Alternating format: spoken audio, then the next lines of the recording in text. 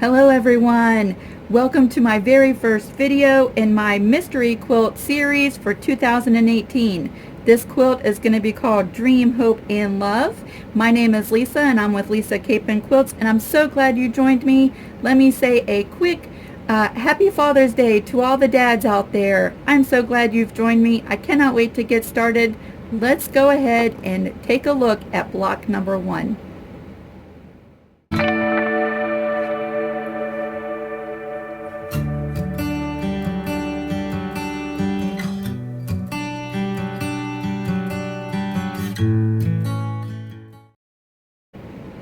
Before we get started, I want to talk just a second about my binder. I have printed out all of my patterns and they are sitting here waiting for future videos, and I put them in this binder with a cover sheet. If you'd like a copy of this cover sheet for your quilt project, I have a link to my Dropbox in the description box below this video, and you can jump over there and print off a cover sheet for your quilt. Let's take a look at block number 1. Ta-da! We are doing a Dresden plate.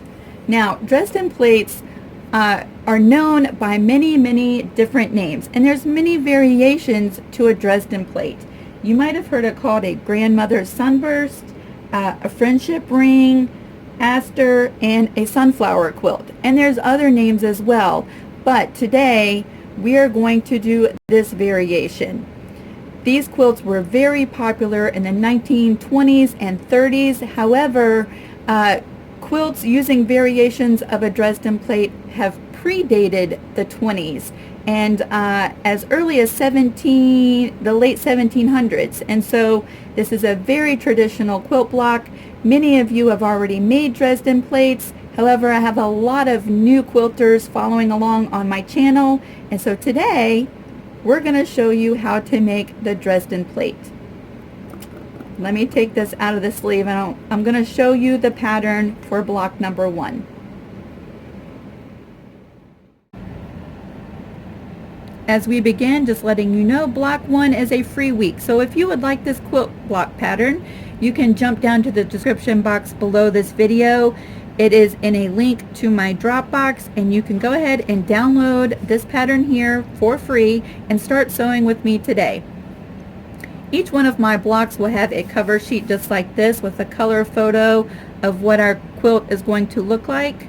I just used random colors. My colors are not going to match this. I just wanted to really add some color to the cover page.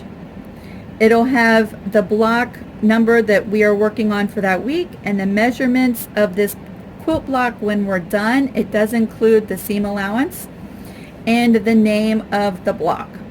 So let's go ahead and take a look inside.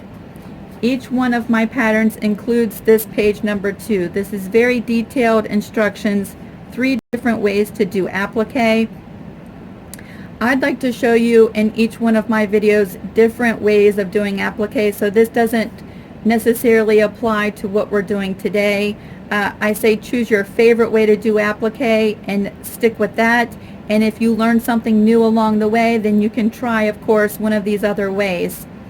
You don't have to print this out for each one of your quilt patterns. It's always on page number 2. If you want to save some ink and save some paper, I'd print it out on this first block, and then the next quilt patterns, go ahead and skip printing out this page. Let's see, let's take a look.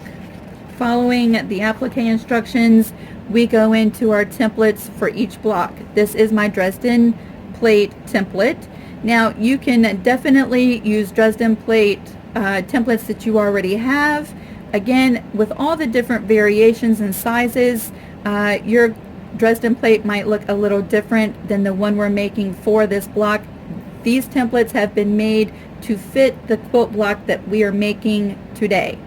So we have our templates here, the fabric requirements. Now, just letting you know, for my quilt, I have decided everywhere that you see background fabric, I am going with a beige color muslin, and this is just a cotton unbleached muslin. I have purchased 3.5 yards, and so everywhere that you see background, this is what I'm using. Now, it's totally up to you what you'd like to use for your quilt, and of course, the possibilities are really endless with color variations. I am going to be using clothing in my quilt. So I'm turning my mystery quilt into a memory quilt. I will be using clothing from my grandmother, my Nana. This is all her clothing, and so anywhere that you see mention of scraps, that is what I'm using. This quilt would be great if you want to de-stash a lot of your scraps and pull it all together and make a fun, adorable quilt. You could also purchase like fat quarter bundles, or all kinds of different variations. They have layer cakes, and I don't really know that the little tiny 2.5-inch charm packs, I think that's what they're called. That might be a little bit too small, but scraps, pull them out and start using them. You could also use clothing like what I'm doing. So each pattern will have a fabric requirements block at the beginning of the instructions. It's going to tell you what to gather for the quilt block we're working on, and then I go into the written instructions on how to make the block. This one has 3 pages of instructions, and let me show you this, okay? I've included this on each one of the 12 patterns. I just have mine taped just like that. Somewhere in your pattern for the week is going to be a little quilt block that you can cut out. I'm just using some washi tape to stick mine on there. If you pardon me, if you'd like to use the grid set just like this to map out your quilt, this is why I've included this in the pattern. Let me show you how simple this is going to make planning out your quilt and laying it all out and being able to see how it's all going to piece together. Plus, you kind of get a reveal as we go along of what this quilt is going to look like. So I have cut out my little block. I have my throw size 2-inch grid set page printed out. This page belongs to a grid set that has 5 different quilt sizes. Each one of these blocks represents a finished 2-inch block or little square part of our quilt, and when all of these blocks are filled up, we're going to be done with our quilt. If you are mapping along, if you've gotten this pattern and you have this grid set, you want to map out your Dresden plate, go ahead and cut that out. The position on the grid, you're going to count over 8 blocks from the left side, and then the 4th block down, and that is where block number 1 will go in the construction of our quilt. So let me show you up close. Count over 8 blocks, and then the 4th block down, place the corner of your little template right in place. So here's our quilt so far. I'm ready to go ahead and heat up the iron, press my background fabric, and start cutting out the pieces for the Dresden plate.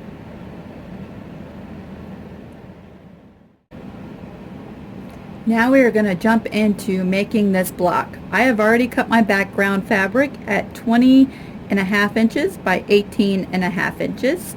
Just as a suggestion, if you don't plan on making this particular quilt, but you'd like to make a quilt with just Dresden plate blocks, and you're going to use this pattern, I would make this square, like 20.5 square or 18.5 square. This measurement here is to fit in a particular space in our quilt. It is a little rectangular and not square. So keep that in mind if you're only using this block to make a Dresden plate quilt, all Dresdens. For this particular quilt, I've already cut my background and I've started cutting out my blades. Now we're going to need 20 blades to construct this quilt block. The color variations is totally up to you. I decided to use 5 different colors for my blades, and so 20 divided by 5 gives me 4 blades of each color. I'm going to cut out my yellow ones with you to show you how I cut out my blades. I've already pre-cut these other colors. So this is our blade. I have done Dresden Plate quilts with all the blades the same color. I've done Dresden Plate blocks with each of the blades a totally different color from one another, and I've done them with variations of 5 and 4 different colors. They are beautiful, whichever variation you choose. So pick out your colors, and we're going to start cutting out our blades. We'll need 20 of these. The pattern does remind you also. To cut my blades, the simplest way for me is to cut a strip of fabric that is 6 inches wide, and that is in the instructions. I cut out my template directly on the line. Now, you could do this one of 2 different ways. The first way I'm going to show you is we're going to actually use the template to trace onto the strip, just like this. I am using a heat transfer pen, so when I press these blocks, these marks will disappear. Taking our template, we're going to line the wider edge. There's a wide edge and a skinny little edge on our template. The wide edge is always what we are lining up to the edge of our fabric strip. I line it up on the fabric strip just like this, and I trace out my first one. Now you'll notice on mine there's a small gap, only because my print settings are a little off when I print PDFs. If you have this gap, that's okay. That's why I always say line it up with the wider end on your strip. So you'll trace out your first one, and then we're going to flip this so the wide end is now on this bottom edge. With our traced line, line up your Dresden directly on that line, just like this, making sure that this paper edge is straight with your fabric edge, just like that. And now trace this one.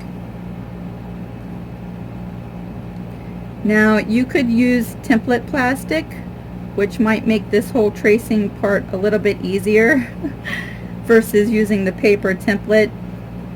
I like to go to the Dollar Tree and buy, there's clear plastic mats, and those cut very easily and yet are very nice template plastic material. So if you wanted to make a plastic template, you could do that.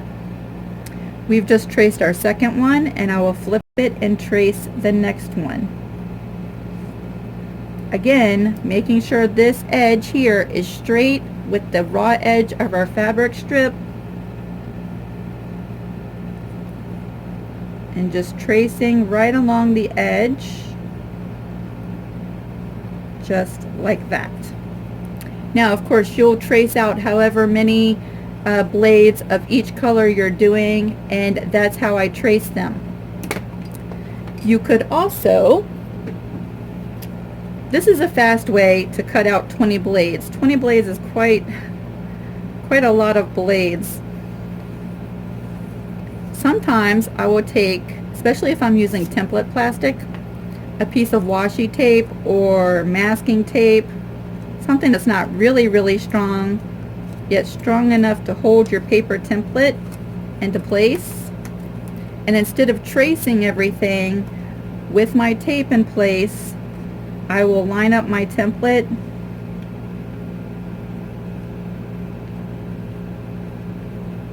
making sure that bottom edge is nice and straight, press that into place, and use this as a cutting template. So now you could come in and cut your Dresden just like that, and then pick this up and move it to the next direction. For me, this is nice and quick, and I'm not gonna cut my template and reduce the size of my template accidentally as I'm going along, so I just trace everything out. I'm going to go ahead and finish tracing out the rest of my Dresdens, and I will show you how to cut these. I have all of my Dresden blades traced out on my strip of fabric. I am making 3 quilts at one time, so that's why I have so many yellow blocks, if that is confusing you. Some of these I'm setting aside. I'm only using 4 of these Dresdens in the quilt that we're making together. but I'm cutting extra for 2 other quilts. To cut these out, it goes by very, very quickly. If you're careful, you could stack 2 or 3 6-inch strips right under here and trace this one time, and then cut all your blades stacked up together one time, and that accomplishes a lot of cutting without all of the work. I would only do that if you're very confident that you're going to keep everything nice and straight, and you're going to cut all of your layers exactly the same. If not, cut a single layer at the same time. It'll save you some headaches down the road when we are piecing our Dresden plates together. At this point, you could cut this out with scissors. However, I'm going to take my rotary blade and just line my ruler right up to that line, just like that. Cut off this extra. Now, if this is confusing you, I'm using clothing, so I have stabilized my clothing to keep it from stretching. Okay, if this is more than likely a cotton material for you, you won't have this white stuff on the back. Now we are just cutting.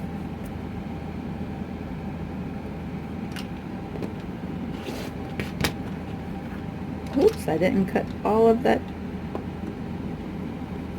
There we go. There is our first blade. Making certain to be right on the line so that all of your blades are exactly the same. There's our second blade. See that?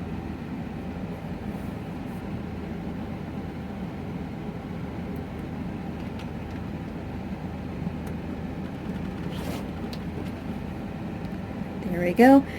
And that is cutting out our Dresden plate blades. I'm going to go ahead and finish cutting these up and warm up my sewing machine, because we're ready to go ahead and get started with the construction of our blades. Now comes the really fun part, when you get to start playing with the placement of all of your blades. Again, I used 5 different colors and 4 of each color. So my Dresden plate is going to look like this.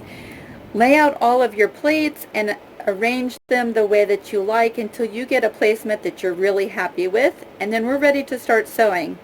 The first thing we're going to do is some chain piecing. We're going to take each one of these 20 blades to the sewing machine,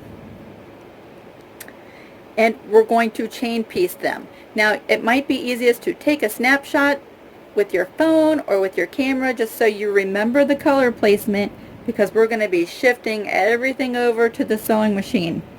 What we're going to do is we're going to take each blade. Remember the wide edge and the smaller end?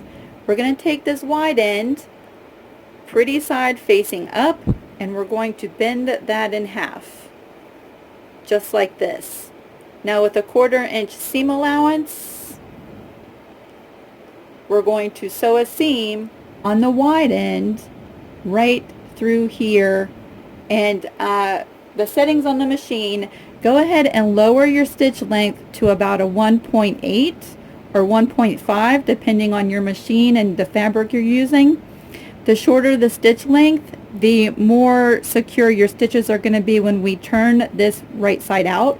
So go ahead and lower your stitch length and bring all of your fans over to the machine. I'm going to show you what the chain piecing part of this is going to look like.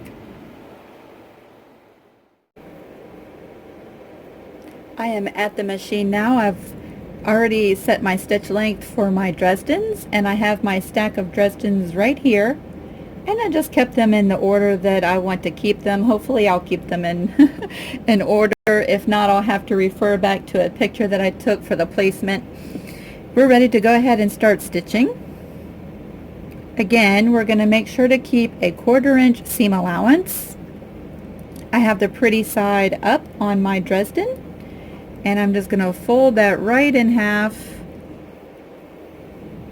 making sure that the corners meet and everything is nice and straight. I'm going to hold that in place with my fingers and bring it over to the machine.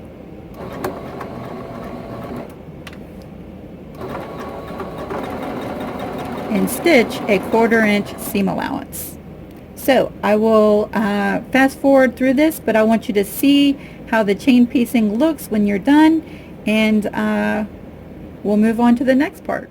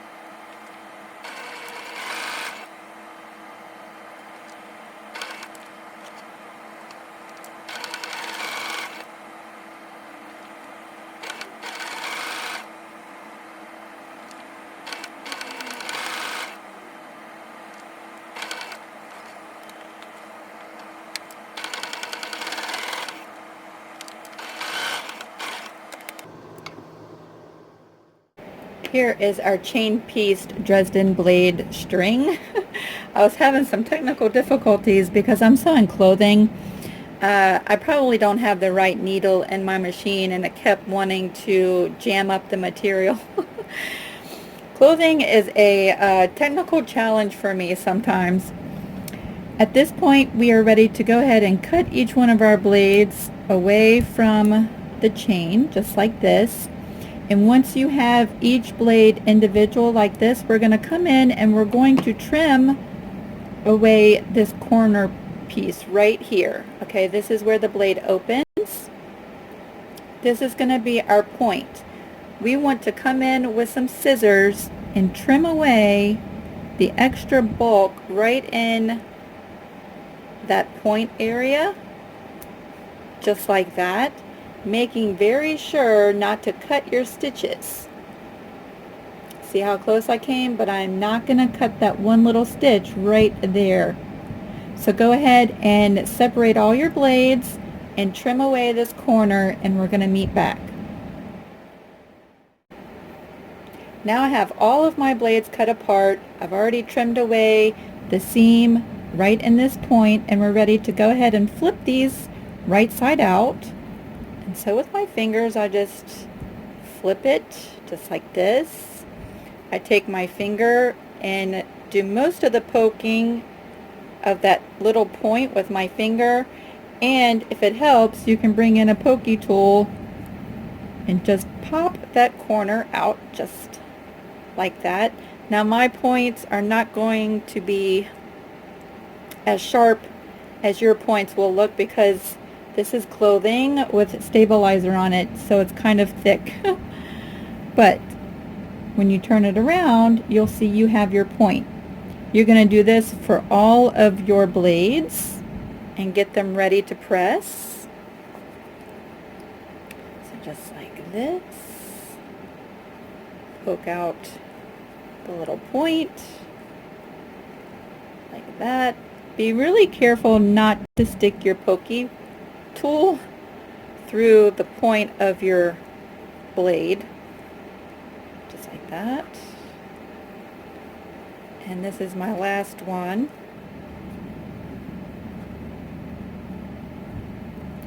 Now the instructions say at this point that you could take your little blade, fold it in half, and give that a quick press just like that to give you a guideline to match the seam up when you press your blade, because now we are ready to press. If you press it in the center, you'll have a defined line of where to match up your seam. See this seam now? Just like that, you would press it, and that's going to keep everything nice and straight. What I like to do, okay, you know when you buy fat quarters, like from Joann's, and they're wrapped around a little piece of cardboard? I save these.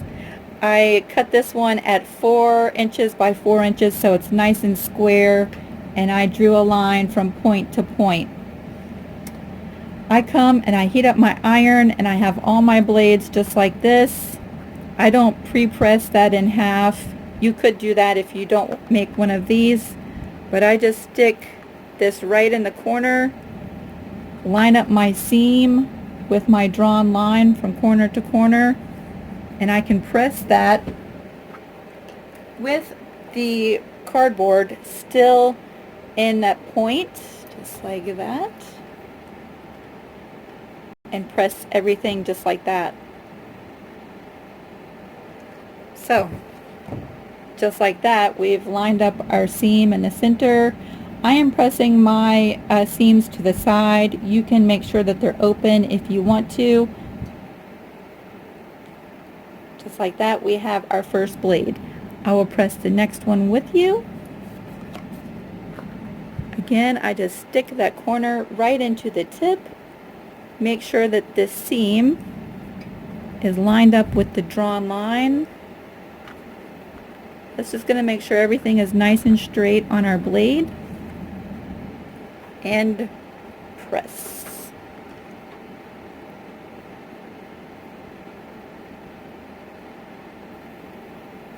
Just like that. And we have that blade.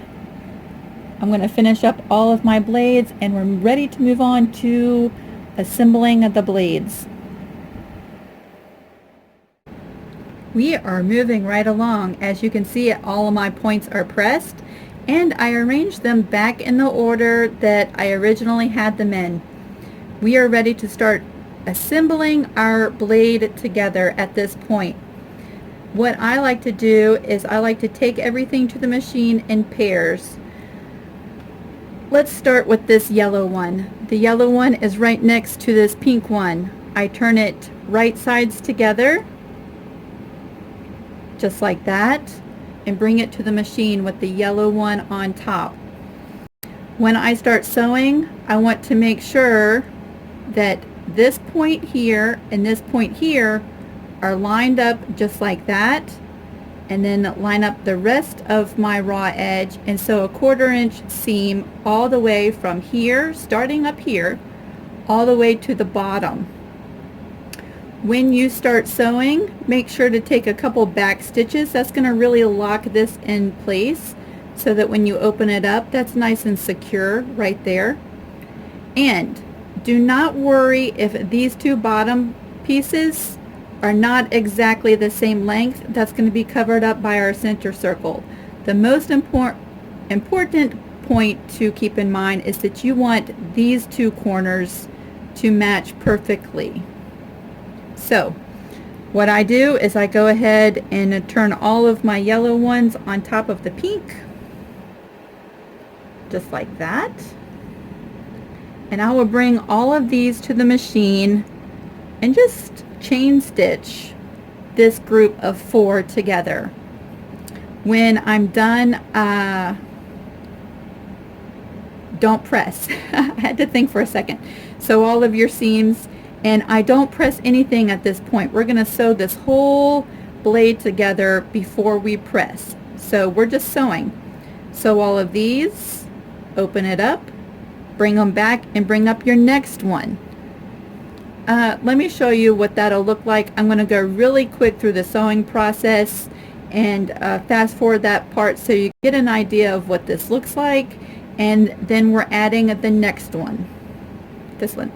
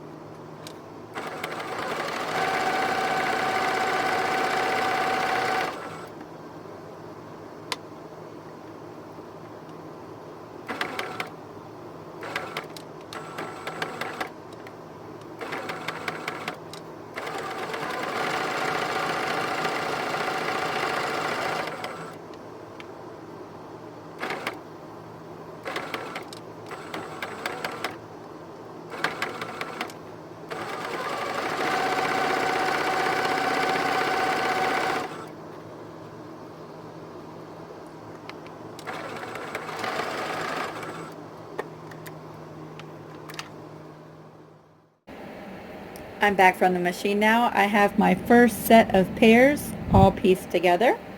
See how this point matches up and it forms a nice little valley. Again, I have not pressed anything. I'm going to continue on with my next set in the pair, which will be this flower one. So with my set of 4, I just add the third piece, just like that. Again, matching up that point there and keeping all of this straight and doing a back stitch right here to lock that in. So that is the method that we're going to connect the blades. I like to end up with a group of 4. So what that's going to look like, or sorry, a group of 5. It's going to end up looking like this. Let's see, this one next and then that one. I will sew until I have 4 units with 5 blades just like this.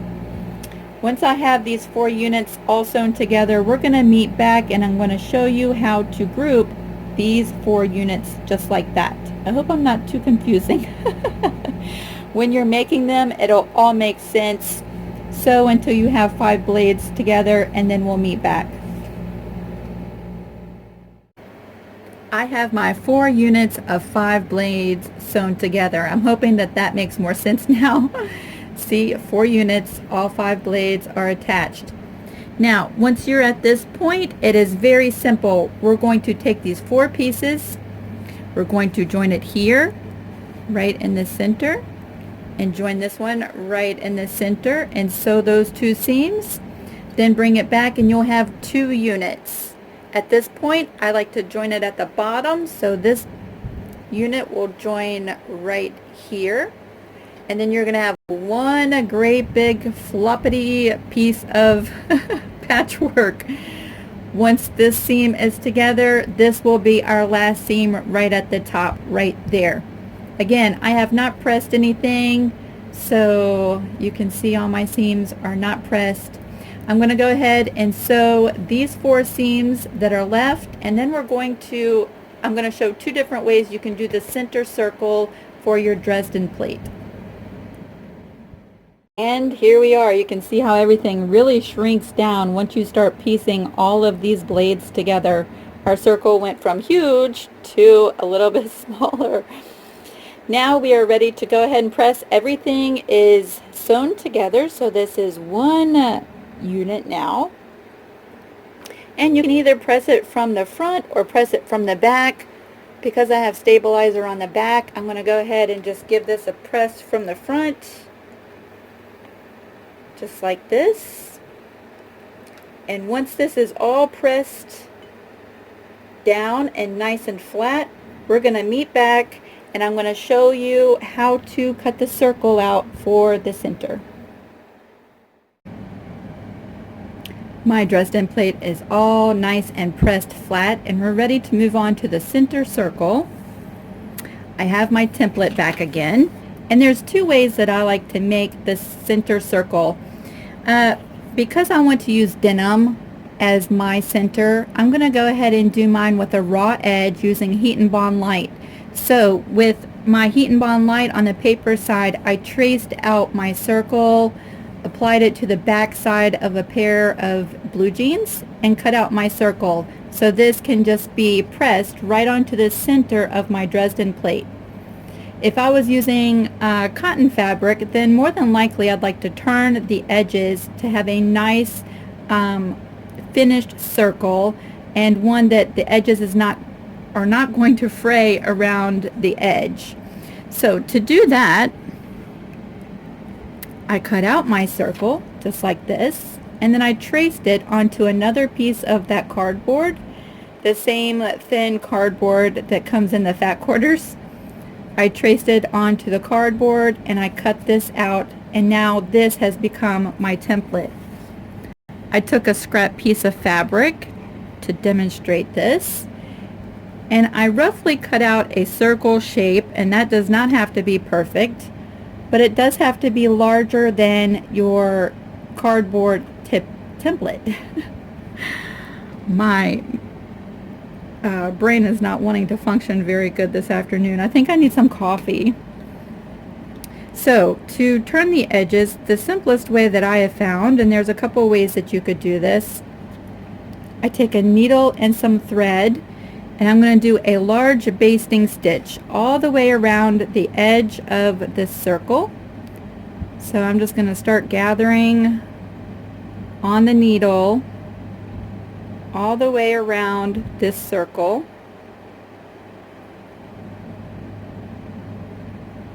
Just like this.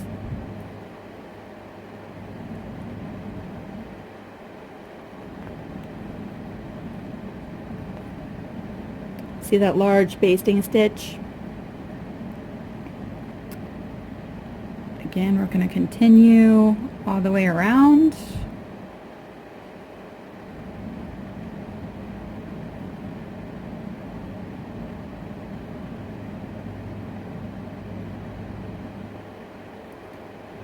Sorry for not talking. I'm trying really hard not to poke my finger because that's what I usually do.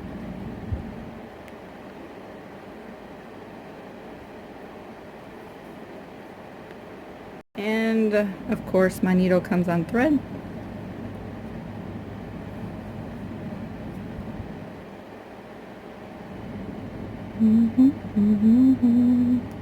Put the thread back in there.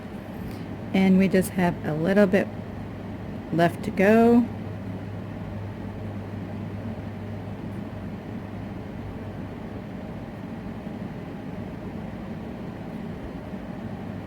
Once you get back to where you started, take a stitch beyond excuse me, that starting point, just like that. And then we're going to flatten this all out. So I have both my threads right here. I'm going to lay this cardboard template right back into the center of that circle, and slowly and carefully I'm going to pull this thread, and it's going to bring all of those edges right around my cardboard template. Now here's the beauty. Look at that perfect circle. Don't you just love that? I love it when a plan comes together. So I'm going to just pull that thread tight without breaking it, and then I'm going to tie a knot. So once the knot is nice and secure, you're ready to actually just take this right straight to the iron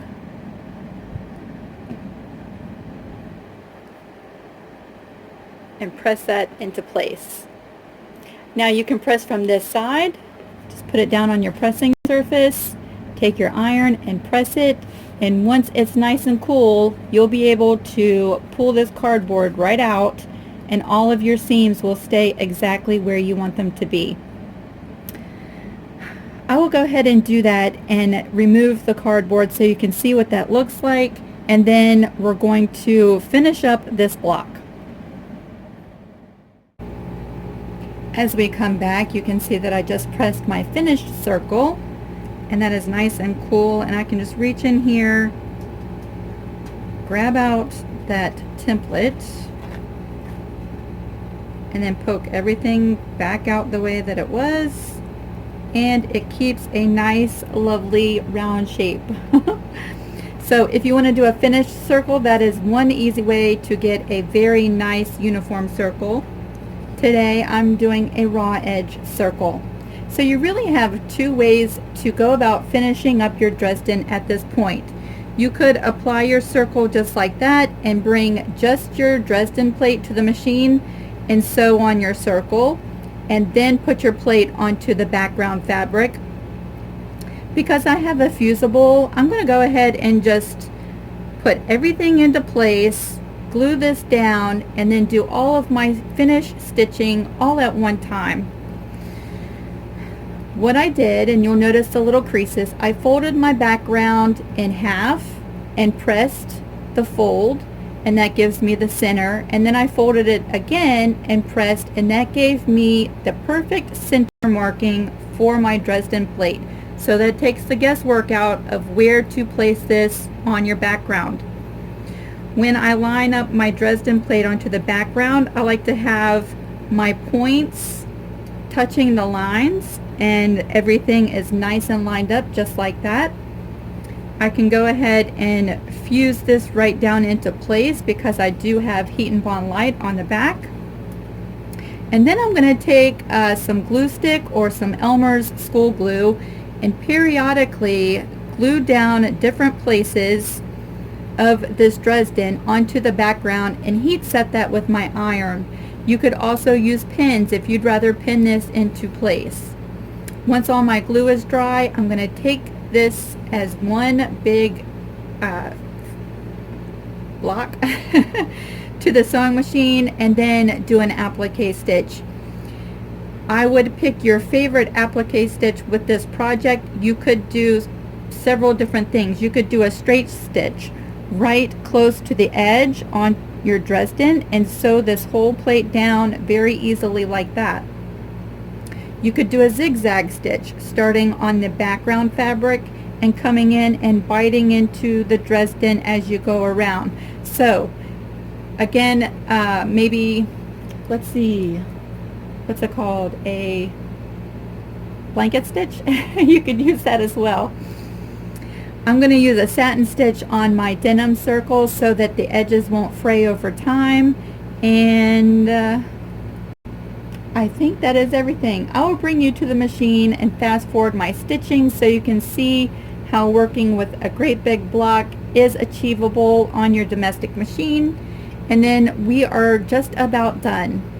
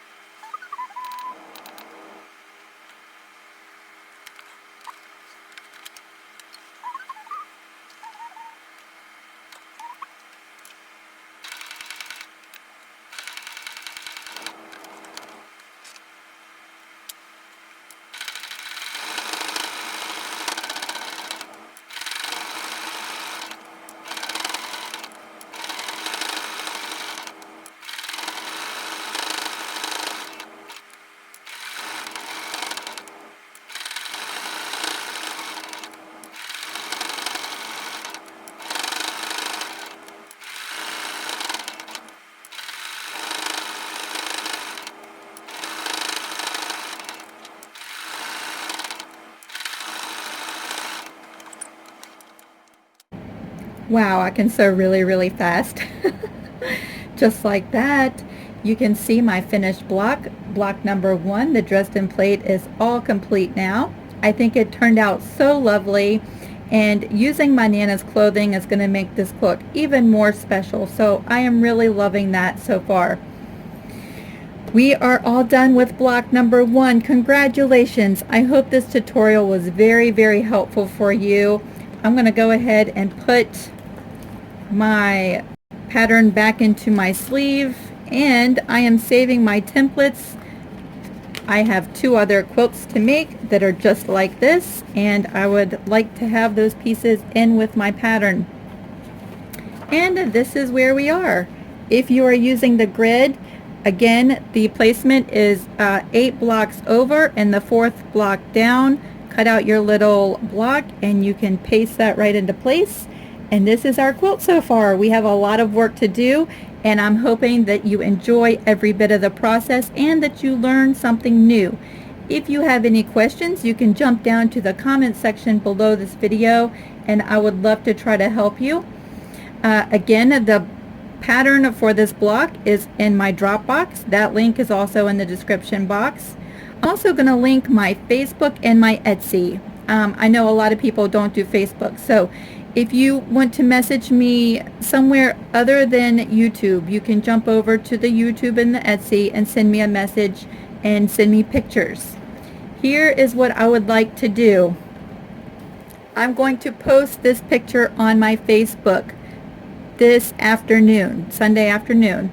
And when you make your blocks, I would love to see them. Jump over to my Facebook and scroll through until you see this block and post a picture in the comment section so everyone can check out your Dresden Plate. This is going to be so much fun. I'm so glad you have joined along. It's almost like we are having a sew day together. Until I see you next Sunday, have fun with your Dresden Plates. Bye everyone.